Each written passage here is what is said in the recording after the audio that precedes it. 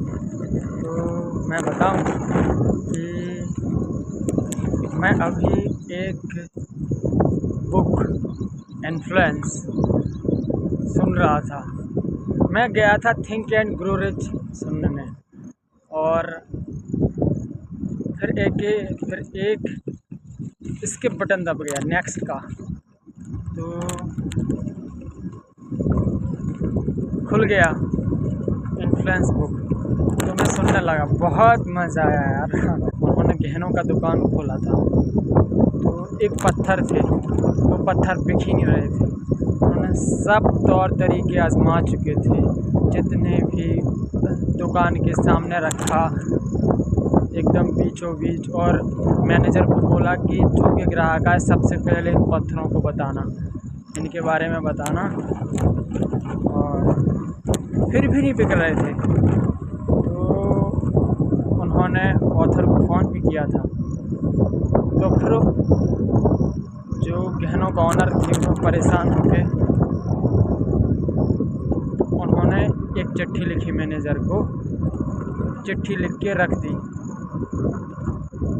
और उसमें लिख दिया कि इन पत्थरों को आधे दाम में, 1/2 दाम में बेच दो। और फिर वो चली गई। फिर जब वो वापस आई तो वो पत्थर गायब थे।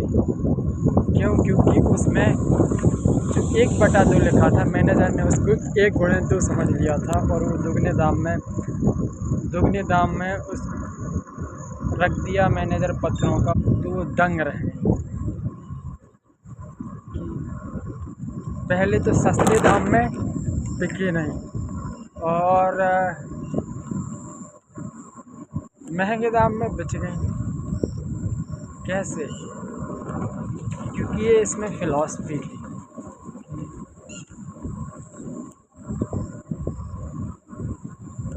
उन टूरिस्टों को एक फिट था माइंड में, कि फिट रहता है कि जो चीज़ महंगी होती है वो अच्छी रहती है। तो टूरिस्टों के माइंड में पहले से एक चीज़ फिट थी, जो आमतौर में सभी लोगों के माइंड में फिट रहती है, कि हमें महंगी चीज़ की क्वालिटी अच्छी होती है। तो उन्हें वही, उन्होंने दाम दाम पूछे कितने के हैं, तो हाई फाई दाम। उन्होंने कहा क्वालिटी भी अच्छी होगी, वो सारे बिक गए। तो ये साइकोलॉजी। एक और उदाहरण दिया था उन्होंने, जैसे एक सूट, जैसे एक कपड़ों की दुकान में, जैसे उसका ऑनर कम सुनने का नाटक करके सामान लोगों को बकरा बनाता था। जैसे एक सूट था, वो जैसे कोई कस्टमर उस सूट के बारे में पूछता था कि ये कितने का है, तो वो नाटक करके वो अपने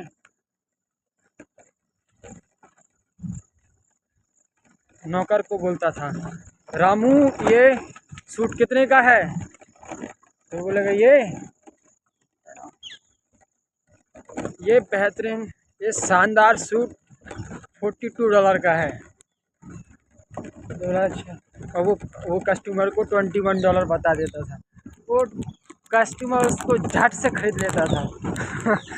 वो सीधा बकरा बनाता था कस्टमर को। ये ऐसी ऐसी बातें लिखी, बहुत मज़ा आता है। एक छात्रा ने अपने जो पापा को लेटर लिखा था, उसमें था, डियर पापा,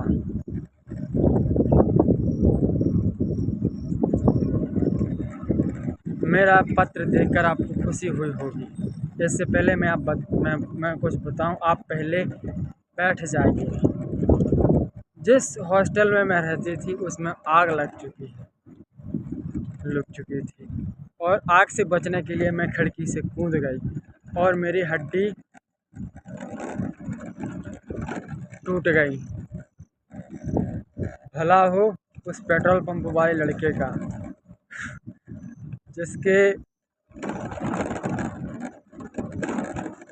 वजह से मैं बच पाई। उसने तुरंत मुझे ले जाकर हॉस्पिटल में एडमिट कराया और मैं बच गई।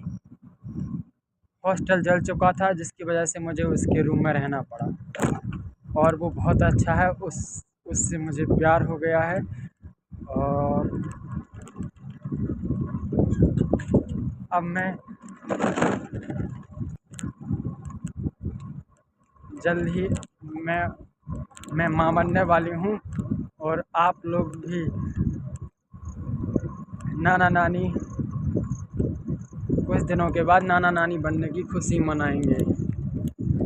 हम लोग जल्द ही शादी करने वाले हैं।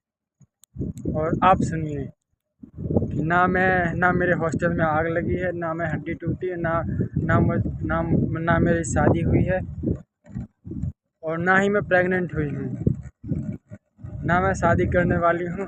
बस मैं हिस्ट्री में फेल हो चुकी हूँ और केमिस्ट्री में मेरे नंबर कम आए हैं। मुझे माफ़ करना। ऐसे कुछ आप मेरे पर नाराज़ हो इसलिए मैंने आपको पहले बड़ी प्रॉब्लम बताई। ये छोटी मोटी प्रॉब्लम है, इसीलिए आप मेरे पे नाराज़ ना हो। इसीलिए मैंने ये सब लिखा। तो साइकोलॉजी समझ रहे हो, पहले बड़ी बड़ी बहुत बड़ी बड़ी घटना बता दो, फिर छोटी छोटी, जिससे जिससे छोटी घटना एकदम जीरो लगे। ये खेल हमारे साथ बकरा बनाने के लिए हमेशा खेला जाता है। ऑथर बताते हैं कि जो प्रॉपर्टी डीलर होते हैं, ठीक है, उनको घर बेचना है तो वो सड़ा घर बताएंगे आपको, टूटा फूटा सा और हाई रेट। हाँ, फिर जब ग्राहक नाखुश हो जाता है तो फिर वो असली घर बताते हैं जो स्वर्ग जैसे लगते हैं, प्राइस भी कम, वो झट से खरीद लेते हैं। तो ये साइकोलॉजी है, बहुत मज़ा आ रही है यार। बुक पढ़ो, बुक पढ़ने में